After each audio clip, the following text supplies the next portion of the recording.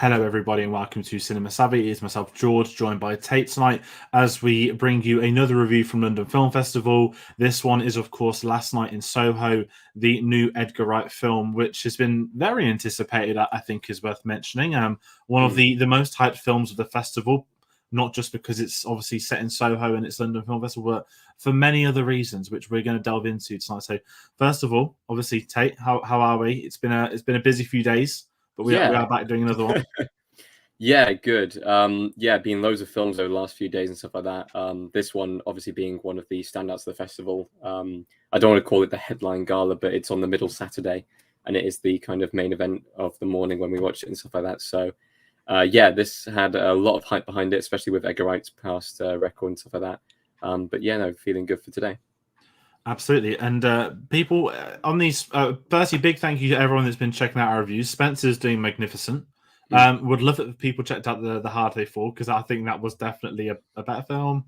Questionable. But anyway, that being said, yeah, the festival is obviously still ongoing. We've been away for a couple of days, so there's going to be more reviews coming out. There's going to be some more films. Unfortunately, some films have been missed with demand and stuff, but there is more stuff coming. So with the film festival, content is going to keep coming. It's still running for almost another week. It feels like it's already been going for like 2 weeks, I'm not going to lie. But there will be more videos out, so stick around the channel, hit that subscribe button. I'm going to hand over to Tayte with where he can find us when we announce these videos and where they're going to be available to be watched. Yes, sure. So for this video, please make sure you like, comment, share, subscribe. This is a spoiler-free one for today. There may possibly be a spoiler one in the future. We're not sure yet. But please keep it spoiler-free in the comments for now on this one. But please do comment along, say if you've seen the film, what do you think of it and stuff like that. And if you want to find out where our latest video is going to be coming out, we always put them up on our socials. That is on Facebook, Cinema Savvy. That is on Twitter, Cinema_Savvy.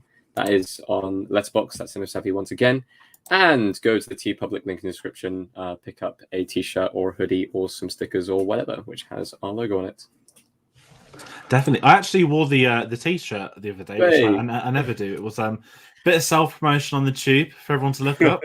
and then when we're doing the interviews, it's just like the director you see in plain giant words, Cinema Savvy. That's the most advertisement you get off me. So should have done a selfie, shouldn't I? But that being said, let's get into this one. So we might as well. We always have started off, especially when we got a big director. Let's talk Edgar Wright really quickly, because I want to say that back in the day, he was a cult director, right? If you'd heard of Edgar Wright, you were into your films, you were cool. He was like the really cool guy.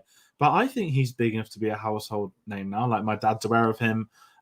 He dropped the Sparks Brothers film earlier this year, which I thought was very, very good documentary. But when they announced this film, sort of, as an Edgar Wright fan, I was quite excited by it, because I'm not big on the horror films, and we'll get into the actual genre itself in a bit. But it was such an interesting idea.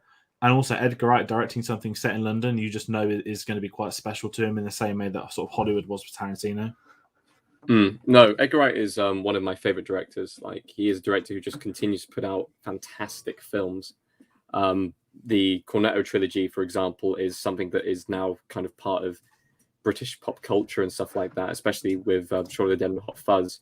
They are films that can be constantly quoted on like a daily basis, and the general public would actually understand what film they're from, which is quite good. Within recent years, Scott Pilgrim is one of my favorite films of all time. Baby Driver was very, very good as well. I haven't seen Sparks Brothers yet, but it's on my list of things to see. And then we've got this film coming out, which kind of had so much kind of hype running into it and stuff like that. It's like, oh, he's suddenly going for a horror film. He kind of almost dabbled with that with Shaun of the Dead. So you think, okay, is it going to be more of a horror comedy in that same style, or is it going to be more like a kind of psychological thriller? And I'll immediately say it's more of a psychological thriller. They've still got some comedy elements in there and stuff like that, which kind of reminds you that you're watching an Edgar Wright film. But at the same time, I have to say this film, as far as all the films he's done in his category, is probably the one that is most separate from all of his other films. You don't have the constant fast editing that you have like in his previous films, which he's been like well known for. It feels like a very well directed film, and just from the soundtrack and just from kind of the mood of the film, you can tell it's an Edgar Wright film. But watching it yourself, it doesn't really feel like you're watching an Edgar Wright film, which is very interesting, because it shows that he is kind of able to change his directing ways and kind of, you know, show something different, which is quite nice. Yeah, and I kind of want to jump in there as well that Christy Wilson-Cairns co-wrote the screenplay with Edgar Wright for this one, and I don't think it's I mean, I think Simon Pegg wrote a few with him before, but there are moments in the film sort of straight off the bat where you can tell it's an Edgar Wright script at times, and there are moments where it doesn't feel like it. So it's an interesting one. Obviously, a big thing people spoke about is we'll get into the characters shortly, but the first time I believe he's had a female-led film. Which is, I mean, the performances we'll get to, they're incredible, but it is one of those where I think what the story they're trying to tell with the film, I think was better suited for that. But you're right, it doesn't stand out. If you were to put all of his films on like simultaneously, this will be the one that stands out differently from being like there's moments where you can tell it's a great film, but it's never going so far over the top. He's paying homage to the sort of 60s London scene. Wow, not in a sort of fantasy, delightful way like Once Upon a Time in Hollywood, which will get compared to a lot. But this is obviously exposing, the darker side of Soho, the dodgy ends of it, the pubs and the stuff like that, which is, absolutely something that did happen back then, does still happen. Maybe not as much today, but obviously it still does happen today, especially with sort of current news with London. But let's sort of get in the concept, because I'm going to read the synopsis out. Obviously, everyone knows this is very 60ish, but as pliers, like I said, we've got an aspiring fashion designer is mysteriously able to enter the 60s where she encounters a dazzling wannabe singer. But the glamour is not all as it appears to be, as the dreams of the past start to crack and splinter into something darker. It's like the Smart Hulk. It's like time travel. I loved the concept, and this is me beginning my thoughts on the film. I loved it so much. It was such an interesting way of bringing in an older era mixed with the new one. The fact it was Soho and you had these historical locations, some of them are the same, some of them aren't, and this is kind of as an opening statement type thing. It's got such an interesting setup. It's got such an interesting story, but to me, it doesn't stick the landing. And it's horrible to say that as a massive Edgar Wright fan, but I definitely think there was such an incredible idea they ran with. I don't think they knew how to end it. And obviously, this is spoiler free, so I'm not going to say anything at all. But that is my thoughts. I think you were the same. And I think a lot of people on Saturday, people were queuing at like 6:30 in the morning, by the way, to get into that screen at 8. And we got in. I got there at 7ish, I think. And, there was an atmosphere, there was hype. And, it was, of course, a full screening, which is what we want to see. There was laughter. There was all that kind of stuff. But it just went a bit, oh no, how do we end this? And that's how I felt with the film. It's very interesting, because when we kind of go to these film festival things and stuff like that, usually you can tell what the audience reaction is based on kind of whether they clap or not. Like How Do They Fall, massive clap for that, like a humongous clap for that at the press screening. Spencer, there was like one person with like one solitary clap and stuff like that. With this film, it was kind of middle muted, only a few people kind of, there was just maybe one or two people kind of clapping and stuff like that. So you could tell that it was kind of not splitting the critics, but it didn't win everyone over. And as an Edgar Wright fan, it's not the nicest to say that it didn't stick the landing. I think you absolutely nailed it by saying that, because Act 1 and Act 2 in this film are unbelievably good. Really, really good concept to start off with the time travel and stuff like that. Really, really cool shots and filmmaking with kind of the Thomasin McKenzie side and the Anya Taylor-Joy side, especially really good uses of mirrors and reflections and stuff like that. Really cool kind of shots as well, with them switching between kind of two people on screen but the same character. Really fantastic stuff. But the ending just didn't stick it, and I'm not sure whether that is just because they wrote themselves into a corner with the concept. They didn't really know how to stick the landing, but the concept was so good that I feel like they could have done something there, because the acting in the film is fantastic. It really is. You can't fault the acting. The direction itself is brilliant. It's just been let down by kind of finishing the story. How do we end this journey? And I don't know. Without kind of going into spoilers and stuff like that, it's very difficult to try and even come up with a solution, because they have made it hard. They did write themselves into a corner towards the end of the film. So it's interesting. It's very interesting. Yeah, I mean, you mentioned right away then, it's not on the actors or anything like that, and I think this is a really good starting point. Even before we talk about the character of Eloise and Sandy, I do want to say the film opens up with For Diana, and And I know that for a brief second, everyone thought they did mean Diana, i.e., the royal Diana that just had a film called Spencer the day before, and it took a moment to process that. Obviously, this was for Diana Rigg, who sadly passed away, and it is her final film. But I think that's a consensus a lot of people select about after as well. That it was lovely to see the tribute right at the start of the film as well, not at the end. Very few films do that. And as far as the final role goes, I mean, you can't even fault Diana Rigg's career. And this is something actually before again. Sorry, we get into the main characters. 60s icons are in this film, and I think that's so important for Last Night in Soho set in the 60s. You can bring in your Terence Stamps, you can bring in your Diana Riggs, and they can have these moments because they lived those eras, and I think that makes such a credibility point to it. And without sounding weird as well, I don't want to say it's because they're English it makes it more suited, but obviously Thomasin McKenzie is obviously from New Zealand, and Anya Taylor-Johnson was from Cuba, I think, or I'm not 100% sure. I believe I know she was like raised in England as well, and it's a very British American actress. It says she was born in Miami.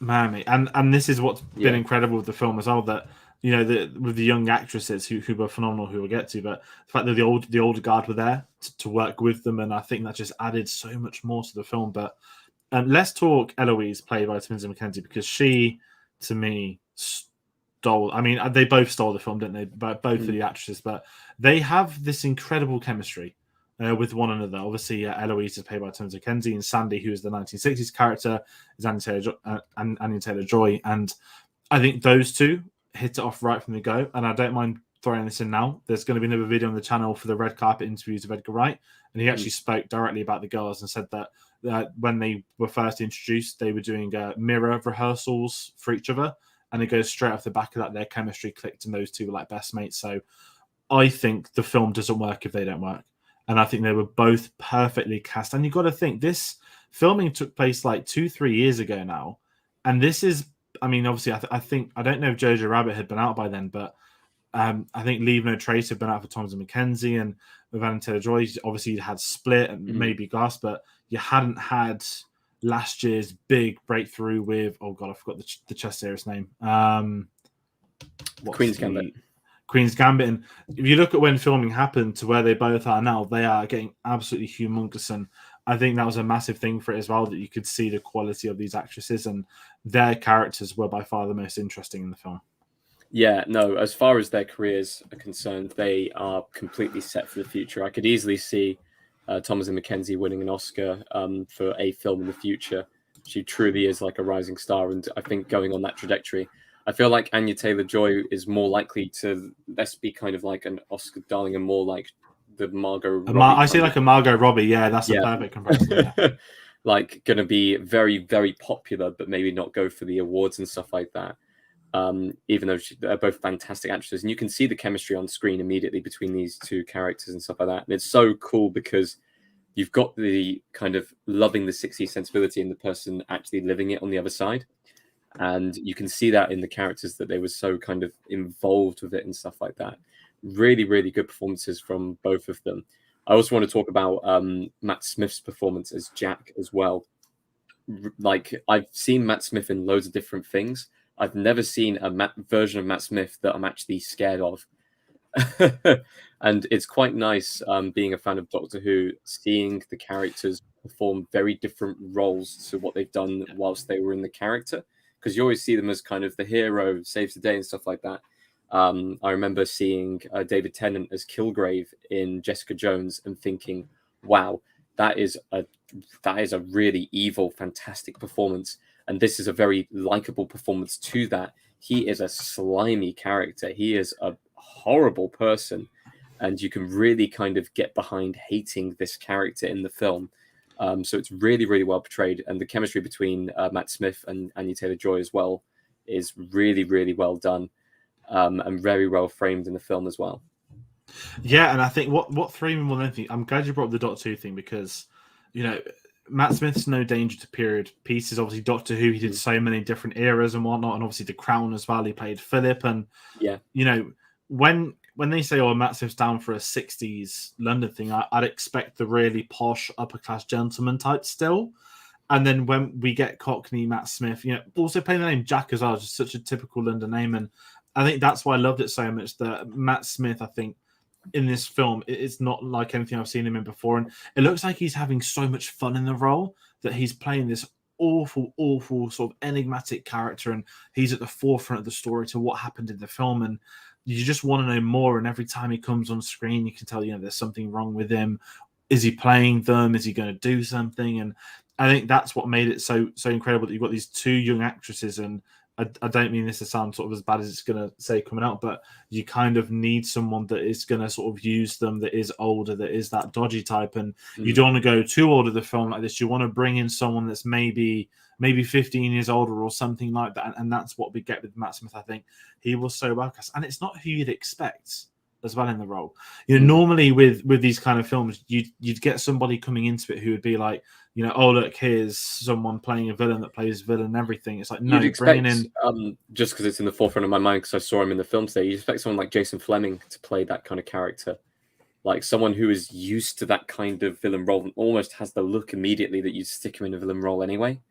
So yeah, and I think that's what made it so much more interesting with Matt Smith too, is that he just added to it. And he gets to obviously work with these incredible actors, but even the whole period piece, that he just looks like he's from that era as well. And I think sometimes with period films it can go wrong. You can bring in people that don't look like they belong in that era, whether it's by performance or by whoever the actor actress looks like. And I think with this one there was a really big call for Anya, and I was reading that apparently they'd originally spoke to her about being the lead role of Eloise, which I can't see now because she's so good at playing a femme fatale, and having her be the 60s sort of showgirl type character, I think that worked magnificent to what they wanted to do. And Thomasin McKenzie, she's so innocent, and I think that's why she works as the protagonist in this film.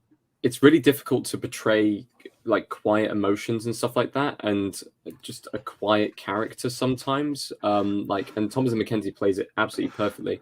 And on top of that, her accent is fantastic. It's very, very difficult to sometimes do various different kind of regions of British accents, but she does a very subtle Cornish accent very well. Like you see these people coming from different. Like I was talking to my parents about it today. Can you actually think of a single purely American actress or actor who can do a British accent, like a convincing one that isn't Cockney or posh? And there's very few that can actually do that.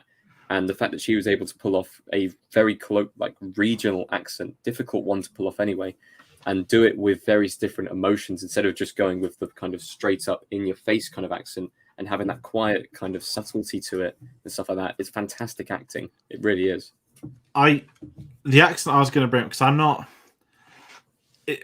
Obviously, she's meant to have a Cornish accent, which I'm the same view. There were some pronunciations. It's always like the O words, kind of with like Cornish stuff, and that felt very good. But it felt still like New Zealand for so much of it, and that's why I kind of want to see it again. Not saying it's early in the morning. I think hear the New Zealand in her voice, though. That's interesting. This was it, and I'm wondering if the choice of accent was maybe what best suited her naturally. And I think because she's got like a very innocent voice as well, which I think works really well for her character and what they want to do. That she is this the character that's gone to university, and she's not your typical night out type girl. She is very much somebody that loves a bygone era, and she's trying to live in that world, which just adds to the character development. But I really want to quickly bring into this that obviously Terence Stamp comes into this. He's all over the marketing as well. And his actor, I've not seen in many things. When he does pop up, he has such a presence. And in this one, he seems like he's having a lot of fun. Like he's like dancing around, he's walking, he's being creepy. And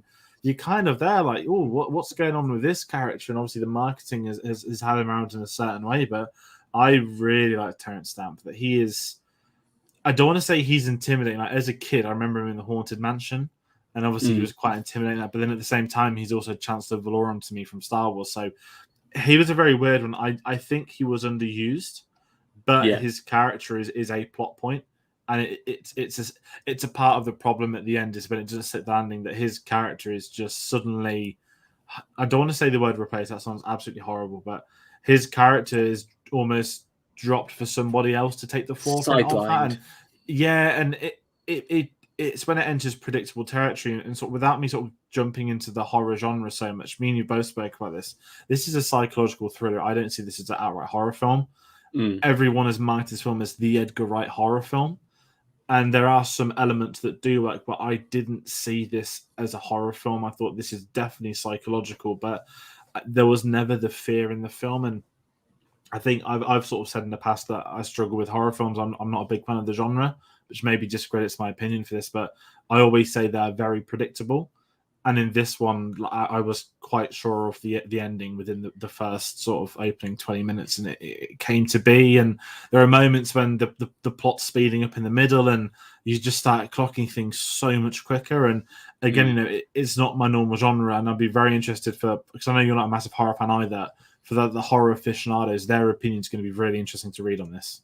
There wasn't anything that I found truly horrific, if that made sense. It was more of that kind of psychological horror. I feel like I don't know if Edgar Wright was caught between two minds of making it kind of like quite a hammy kind of old school horror film and kind of harking back to those kind of 60s moments, or whether he wanted to make it kind of a full-on kind of modern psychological thriller. But it kind of got stuck somewhere in between, and the ending suffered because of it, which is a real shame because the rest of the film did build up a lot of tension and have that kind of slow kind of, we know where this is going, but it's just going to keep on teasing what's going to happen kind of thing happening. But yeah, I don't know if that's down to kind of the writing or just the concept in the first place, but yeah.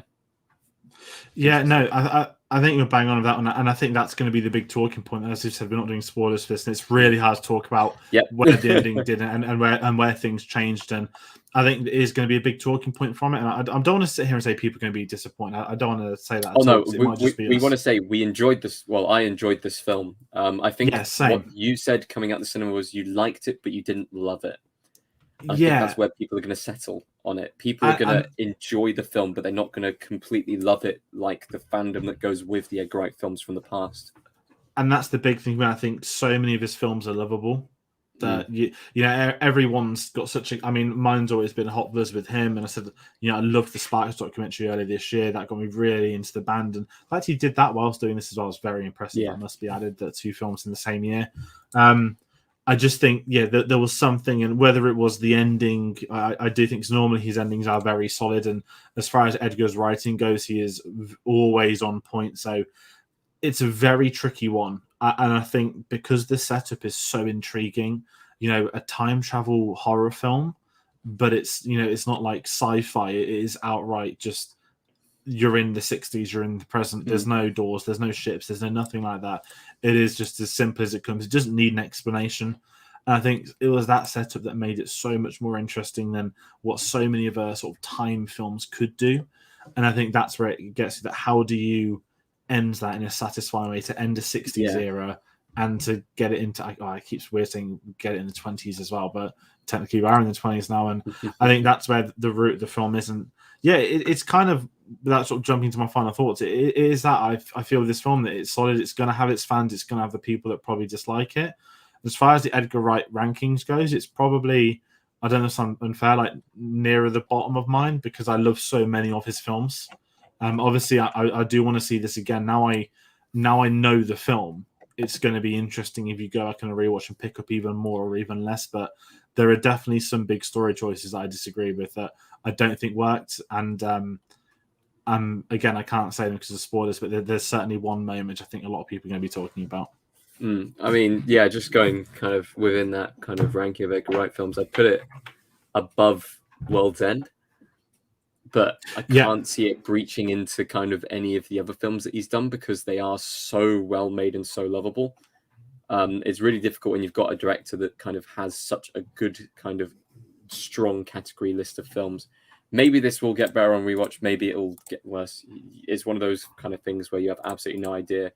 I quite like the film. As a film festival film, it's quite unusual because it's quite a popular film, I feel, or at least it will be, just purely out of the name Edgar Wright. I think it's going to be quite popular in the UK. Would it get nominated for any awards? Costume, maybe.